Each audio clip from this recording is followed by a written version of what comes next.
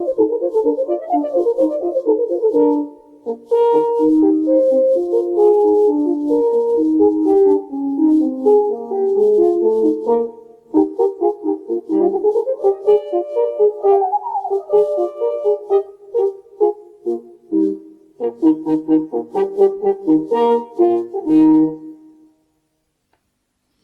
is an animal horn, and this is the shape of a horn, basically, except now it goes right round. It's also the name of the instrument. Quite why anybody should have made a sound on this is pure conjecture. There's nothing inside to make a sound. But if you vibrate your lips, in other words, if you buzz your lips into one end, you produce quite a loud sound. Now, we do know that this sort of instrument, really just a basic animal horn, was used for signaling. The other instrument, which is, in a sense, old, because we know that it goes back and back and back, is this seashell.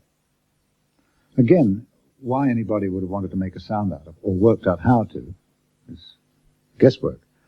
But they would have had to break the end off here, where it came out like that. And perhaps they picked up this shell and said, I wonder what's in here. And perhaps tried to talk through it. But miraculously it went an even louder sound. Now the Pacific Islanders and in New Guinea used conch shells, seashells. Europeans used animal horns for signaling, rapid sounds for danger, and various sort of Morse code effects. Yes, because when you said you couldn't see why they were doing it, I could see, as you yourself have said, that the signal was one of the reasons why they would want to employ it, because the sound carries far. And in fact, the signaling value of the horn, the signaling quality of the horn, was what marked it out for many centuries after that, wasn't it? We have some more here. Signaling instruments right up to the hunting horn. Well, signaling and ceremonial. This is a shofar. It was used going back to the Old Testament in the Jewish services. But this one's longer, and you'll hear that there are actually more notes that you can get. All these horns, actually, even the short ones, have theoretically a number of notes you can get. But it's not humanly possible to. This is a bit longer. Again, it's got that basic conical shape. This is a ram's horn, very much longer. And you can get a little more variety of sound and extra notes.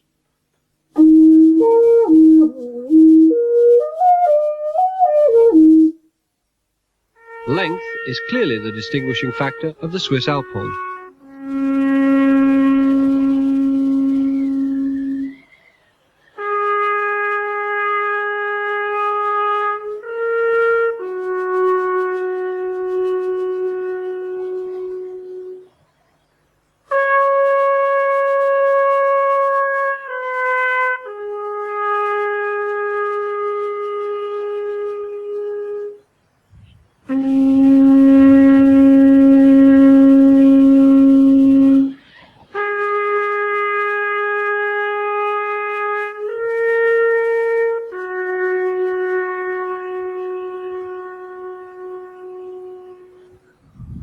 Does the fact that that's an almighty long tube, does that mean that it gives, does the length of the tube give the difference in sound?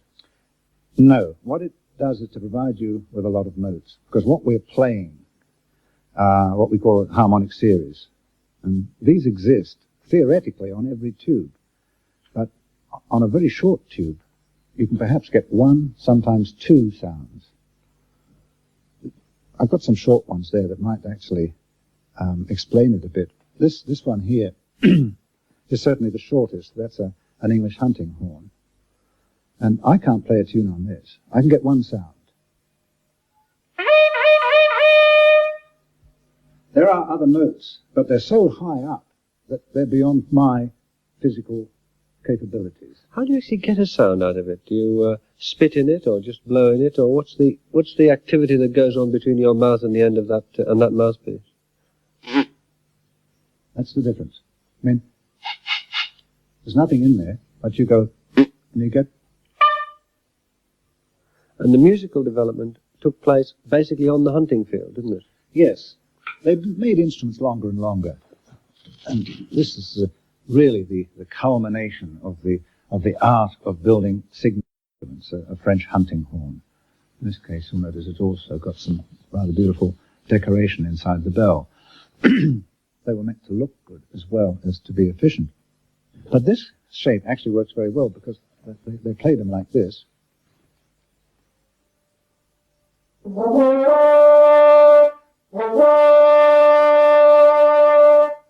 Having made the signal, put it over the shoulder, gallop away. The hunt, in France in particular, had become very much the gentleman's pursuit.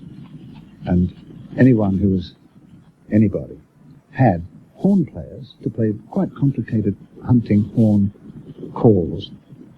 They all varied, different way the tune went, different would be the meaning. It was really like a walkie-talkie. It was a means of communicating. And these horn players played very, very loud, very raucously.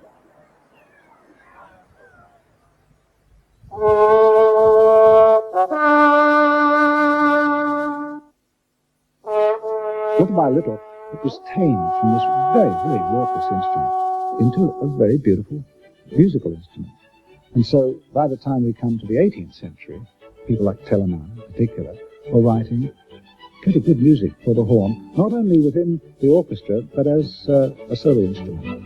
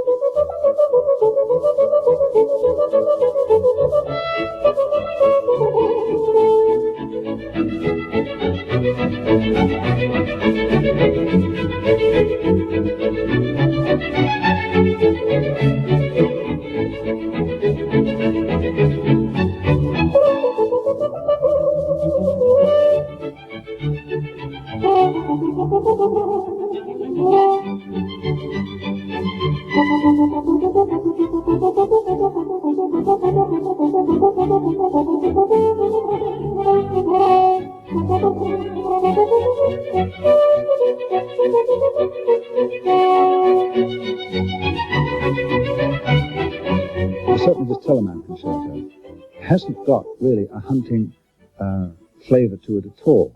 I think they were trying to get away from this. And other composers also, they didn't write these hunting motives. And I think that the horn player said, no, look here, I'm not a raucous, rough outdoor player. I'm a musician. Give me something to play. And so they really wrote for them as musicians.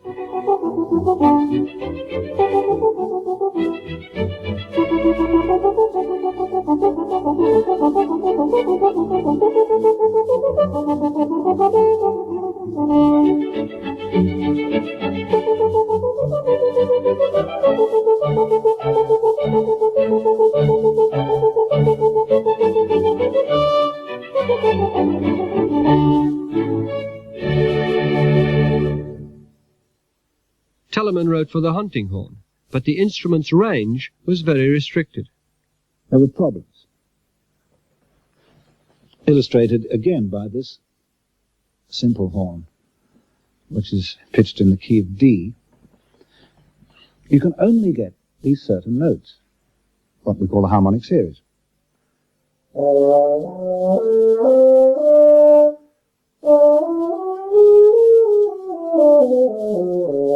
You hear, as the sound, as I go up and up and up, the notes are getting closer and closer together.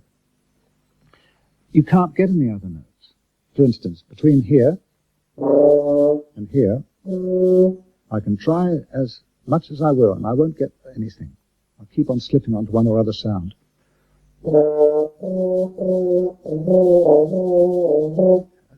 Just can't get it. This means that you can only play a few notes. You can only play in one key. So if everybody's playing in D, it's fine. They all go into F minor. The horns didn't play. They put their instruments down. They had to rest. As I understand it, then, you have an instrument which composers want to use, which has limitations. And the makers of the instrument, the musicians and the composers, found two solutions to overcome these limitations. Yes. The first thing we have to do is to adjust the length of the tubing. So we don't have to have a different instrument for each separate key. It's too expensive, for one thing. But let me show you this with another horn, a more modern instrument. There are two things we can do with this really great advanced instrument. You see it's still wound in this traditional hoop fashion, but instead of it always being in a hoop, there are two parallel pieces of tubing here, and this is a tuning slide. It enables the player to change the length in a very small way to make it sharper or flatter, to put it in tune with the harpsichord or the organ that he's playing with.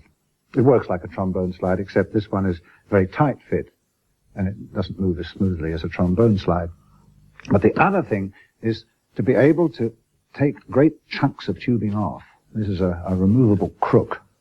Now, let me see. I've got a pile of them over here. This one, obviously, is much longer than this one. This one plays in the key of F.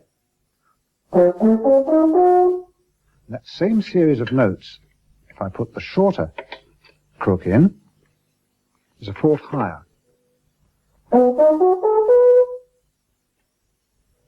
You had more than two. You had these. Go on. Low B flat. A coupler. This. And another pile of things like that. You go onto the concert platform, weighted down with all this stuff. Put them on the floor, and in between movements they'd have to sort around and say, just a minute, Fred, where's the G crook gone? You know? The next piece is in G. It was quite a cumbersome arrangement, but it worked very well. Having got this far... And that gave them quite a big enough range for composers to be able to write more interesting works, did it? Up to a point. Up to a point. You see, there's still this other great limitation. They're only able to get these few notes out, the harmonic series. And this meant that you could play in different keys, but you couldn't get really into a minor key, and you couldn't really play a satisfactory scale. In the middle of the 18th century, there was a horn player called Hampel, who was experimenting with different types of mute. I think most of us are familiar with trumpets. In particular, they have different sorts of mutes which they put into the bell of the instrument to change the sound. And he was trying something with a piece of leather and a cloth to see how it would work. And he found that when he put this object into the bell, it had a particular result, like this.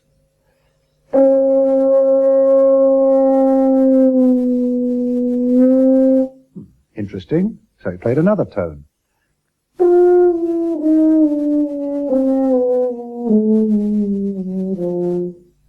Now, admittedly, a lot of those sounds are muffled. And the most muffled note would tend not to be used by a composer. He wouldn't write for it because it would sound too funny. But all the composers from the mid-18th century on wrote for a horn to be played in this way. Mozart, Haydn, Beethoven. And authentically, I suppose one should play all that music on such an instrument.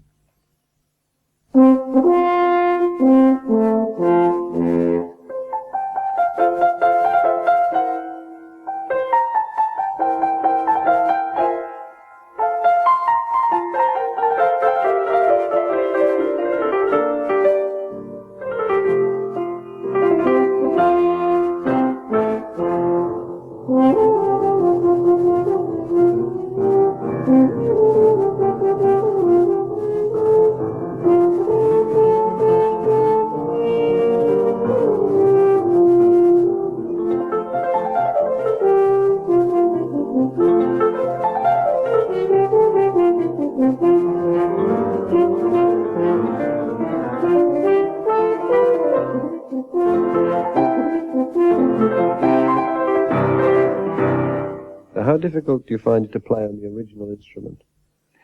It's not all that difficult. The listener has perhaps more difficulty because the listener has to adapt to hearing some muffled sounds. But you get used to it after a while. It's one of those sort of aspects. It's a sort of feature of the instrument which if you'd heard it like that all the time, you would have accepted.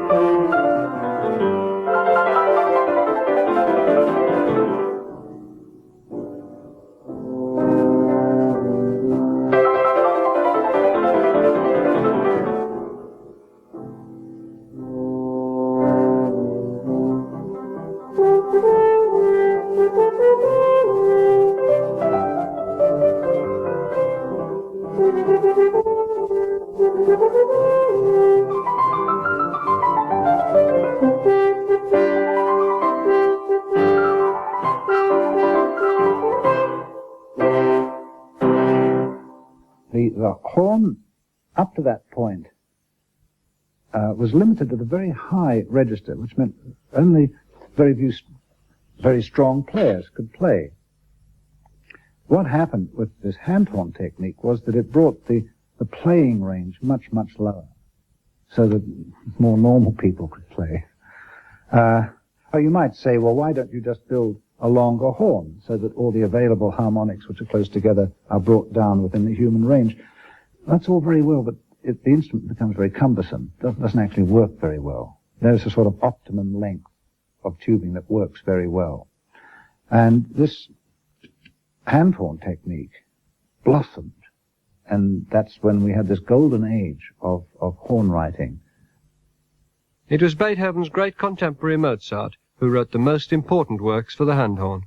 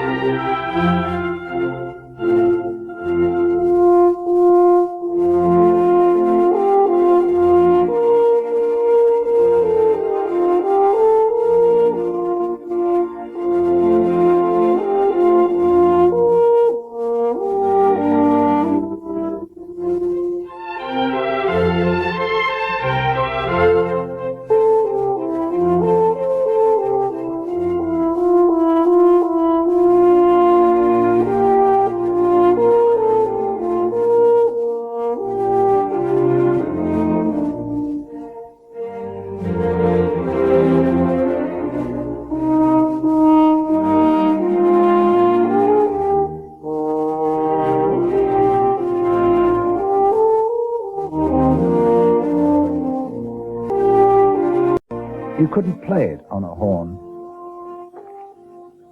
without using your hand. I can put this instrument into almost any key you like. I can make it into an E-flat horn, and I can play this slow movement from the Mozart Second Concerto, and it goes like this. It's all right for a while.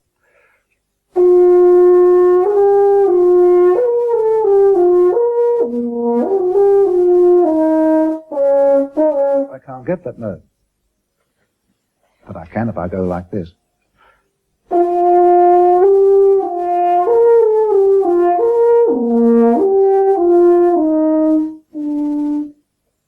And that was just by doing that. So, in other words, you've got a new range of music available to the player.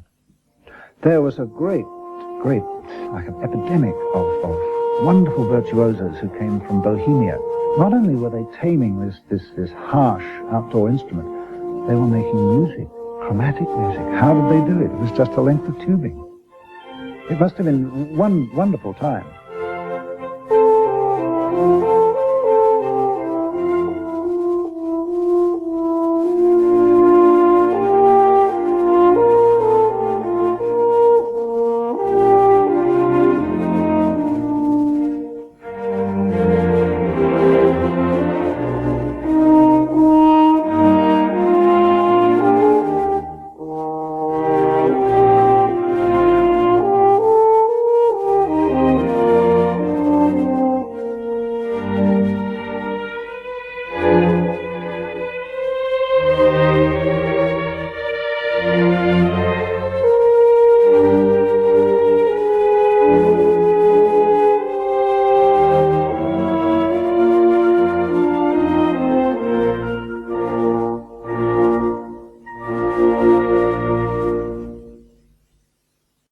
Mozart's music, written for the hand horn, remains one of the highlights of the horn player's repertoire, but the horn itself has continued to develop, extending its musical range by the use of valves.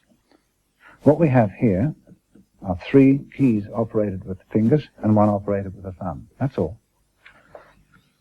What we can do is to play this as an instrument like these other ones. Look, no hands. I can play it as a hand horn.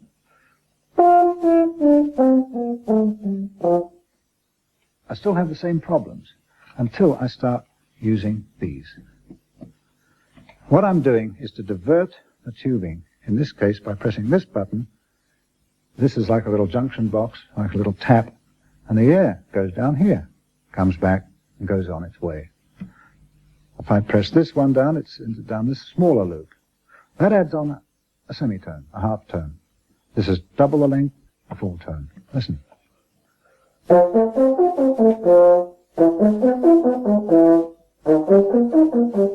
can add them together. Add this one. So I can use them singly, add them together, and I'm getting all this set of harmonics in different keys. The horn's still played in the same way. You still have to change your breath, pressure, change the tension of the lips to get the different notes. It doesn't actually make the instrument easier to play. And there's still nothing going on inside the instrument, No. any more than there was with these very early horns. Nothing. What it does do is to enable the player to produce a full scale with all the notes sounding the same. Far from making it simpler, it means that there are all these extra loops to collect condensation, The traditional horn player is doing this. Ah, yes, and then what you don't know that he's going, there's a bit. Where is it? And he starts sort of searching around, taking out all these detachable bits. There's a bit. Congratulations. These come out not just for the convenience of emptying out the water, but again, these are tuning slides too. Each one can be adjusted in length. It won't put it down a half step, but it'll give you that minor adjustment you need. Robert Schumann was the first composer to exploit the new sounds of the valve horn.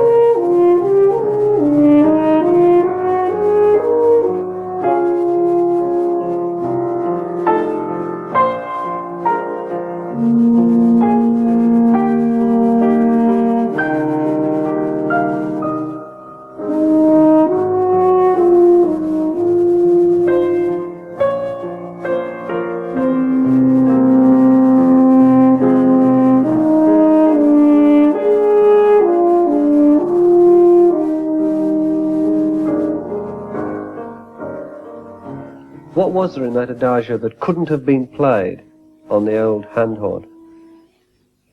Actually, you could fake most of it, but it's so chromatic, and there are so many notes that would be closed up, it would have just sounded ridiculous. I mean, the opening one could get away with, perhaps.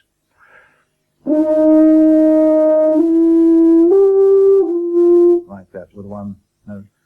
But the low notes that we hear in the middle would have just been a joke. I mean,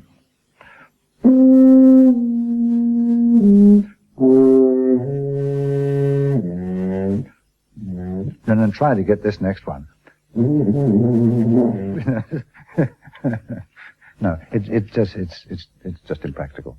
Can you show us how easy it is to get those low notes on the valved horn? So we've... It's not easy.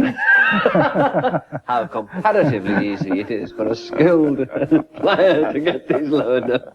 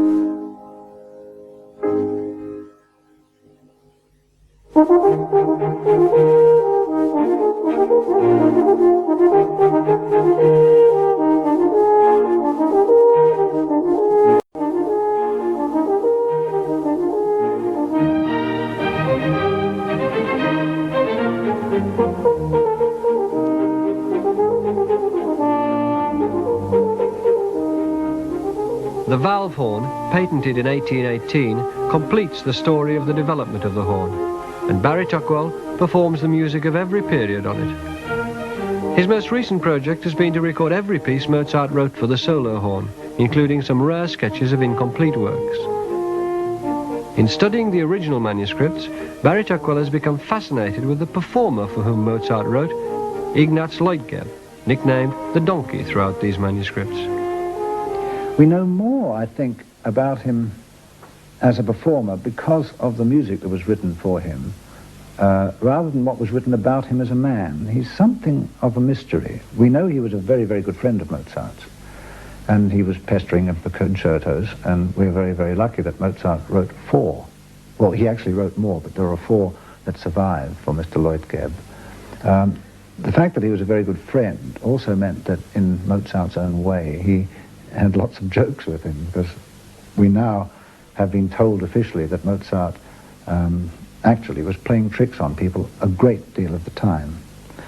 One thing of particular interest is the sketch for the what is known as the second movement of the first concerto, one in D major, because the version that is played is not actually in Mozart's handwriting, but the sketch, which is the important one, has, for starters, he writes out the string parts, and he writes out the speed, allegro, which means fast.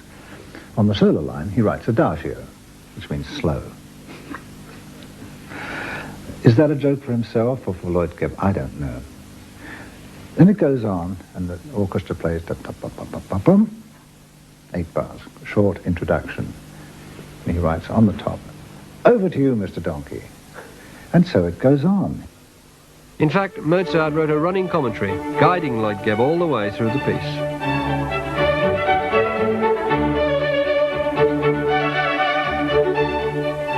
Over to you, Mr. Donkey. Take heart. Hurry up. Come on. Hurrah! Cheer up, it's all over. Now it's your turn. You beast, what a cracked note. Aye. Ouch.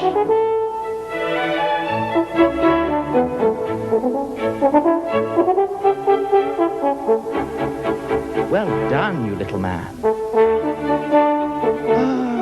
what a ball ache.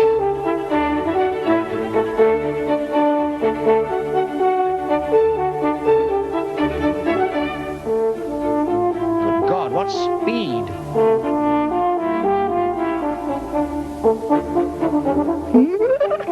Don't make me laugh.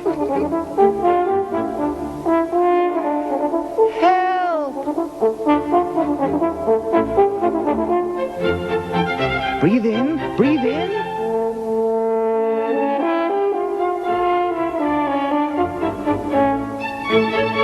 Go on.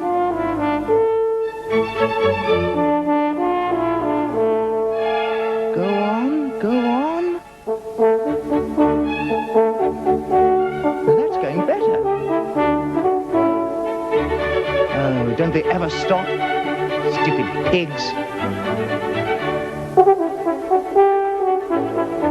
Now that's what I call beautiful. Nice one. Little donkey.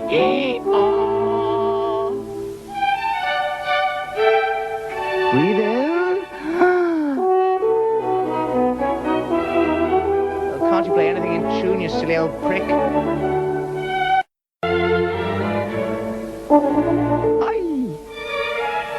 Ooh. Bravo, bravo, hurrah! Oh, God, here he goes again with the same old tune. Thank heavens it's for the last time.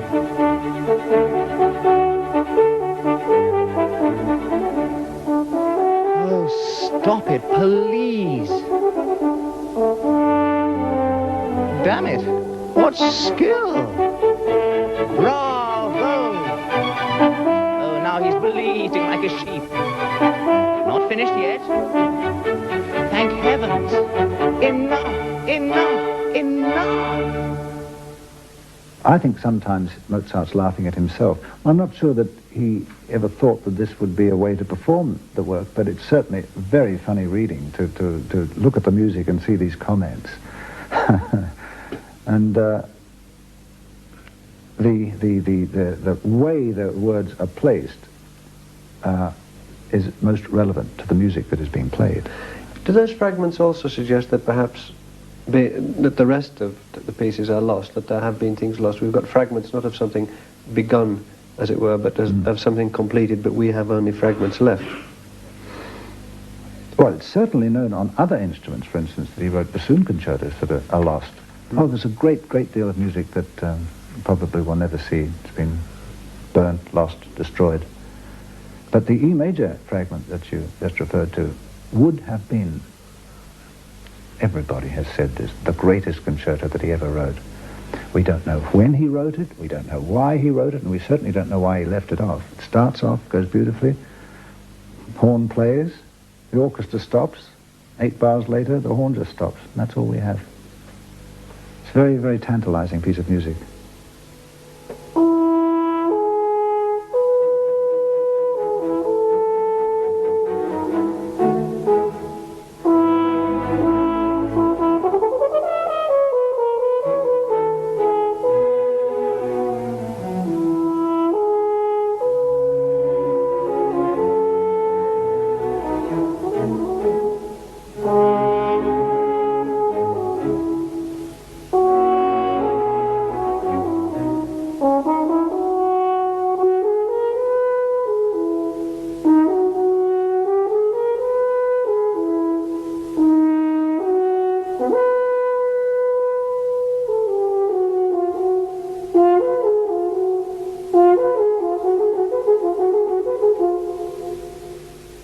Has the horn, as it were, kept up with modern music, with modern composers? Have they been able to use it? The sonata by Richard Rodney Bennett I find particularly satisfying because he uses the horn as a romantic instrument, but very much away from the sort of tonal sense, that it's not particularly in any key. You don't say, oh, that sounds like D major, and now it's playing in the minor. It doesn't go that way at all. That you couldn't play. This sort of music you couldn't play without valves. And yet he uses the chromatic aspect of the horn, coupled with a great amount of agile writing, again, which would have been totally impractical on the old horn. It's writing for a new breed of players, almost.